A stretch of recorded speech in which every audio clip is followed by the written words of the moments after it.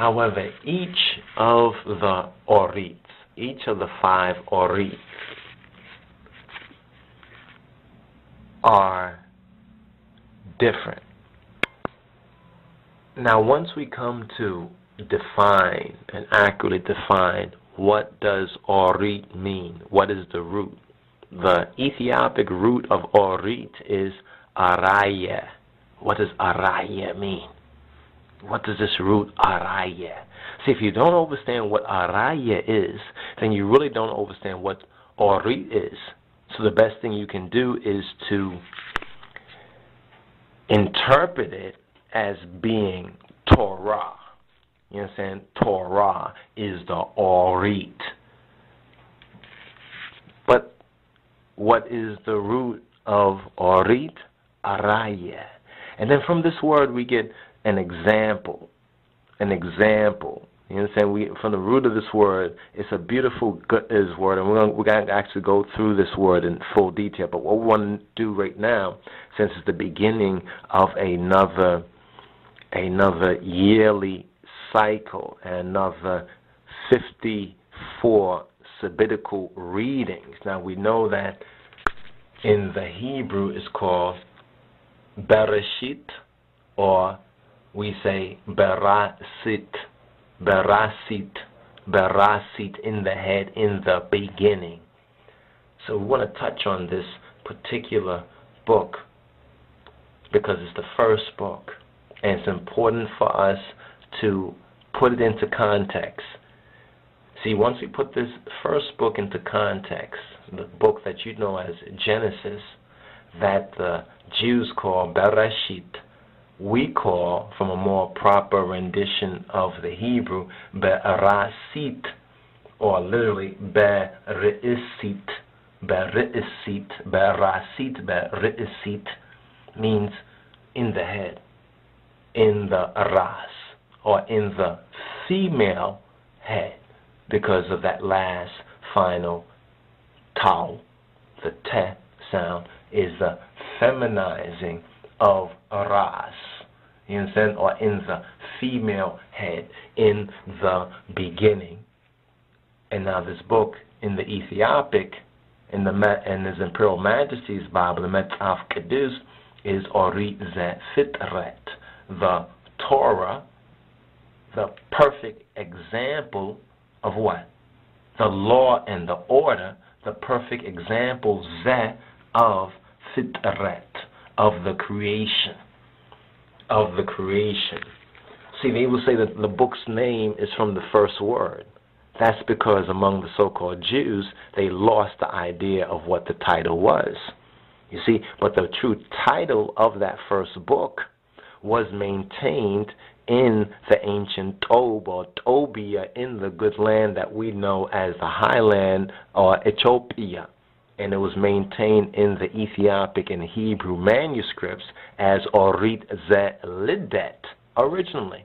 So when we look in the QDUS, it's ORIT ZE-FITRET, the Torah, or the perfect example of law and order of ZE-FITRET.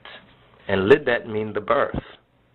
Interesting. The QDUS says the Torah of the birth, or birthing, and the Royal Amharic of Negus Negest, of our Godfather, says ZE-FITRET, of the creation. Now see, these words, these Ethiopic words and these Amharic words, as the Hebrew words, as any word in any language, have meanings.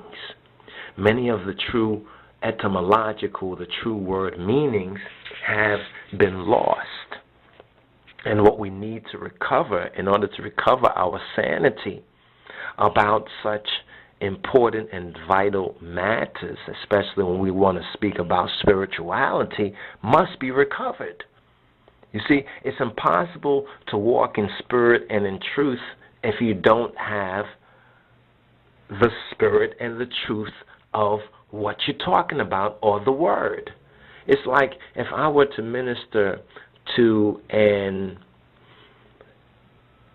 Jamaican audience, right, and I was speaking QDUS, how many of the Jamaicans would understand the QDUS? They probably wouldn't. If I was speaking to an audience who basically only understood patois, and I was speaking so-called super proper English from America, you know what I'm saying, not even British English, but American English, how would they, or I was speaking down south, country slang, some things they would understand, but it would not be as perfect a communication unless I spoke to the people, in other words, in their language or in a language which they could properly comprehend. You see, and this is where translators and those who do translations, this is where the good translators are to be praised. There are, I just call to say that bad translators. You know what I'm saying? Because it depends on the limit of their knowledge. Because remember, a translator has to both know the language that they're translating fairly well as the language that they're translating into. What happens with a lot of translators is that a lot of the translators generally will know one language far better than they know the other language. In other words, one of the languages they will only have a general idea of. So what happens is certain ideas are not fully communicated. And this is what we have in the King James Version of the Bible. And because these ideas are not properly communicated in the fullness, but at the time the authors try their best. Let's just give them that they attempted to translate whatever version, whether it was the Vulgate, and most likely the King James Version of the Bible was majorly translated from the Vulgate and the Greek, with the Hebrew most likely a distant third. But the Vulgate, it shows that the Vulgate and Septuagint were the primary. I mean, you can see it in a lot of words. You can see it in a lot of the names of the books. The names of the books of the Bible tells us essentially where they were translating it from. Because if they were translating it from the Hebrew, why would they have such a name? You understand? Why would they have such a name? So what language were they translating when they got Genesis? The Latin or the Greek? The Septuagint or the Vulgate? People say the Hebrew. It was diligently compared with the Hebrew, but they were not translating from there. In other words, when they came across certain areas that the Vulgate and the Greek could not give them enough information, then they consulted with the limitation of their knowledge of biblical Hebrew. They consulted with the Hebrew and certain known areas that had been more fully translated from the Hebrew by others, and they compared this and then came up with a certain phraseology for the King James Version of the Bible. But it's very important for us to start at the beginning. But before we can even start at the beginning of the book, we need to put certain things in context in Genesis. For example, we need to put the background of the author. Who was the author of Genesis?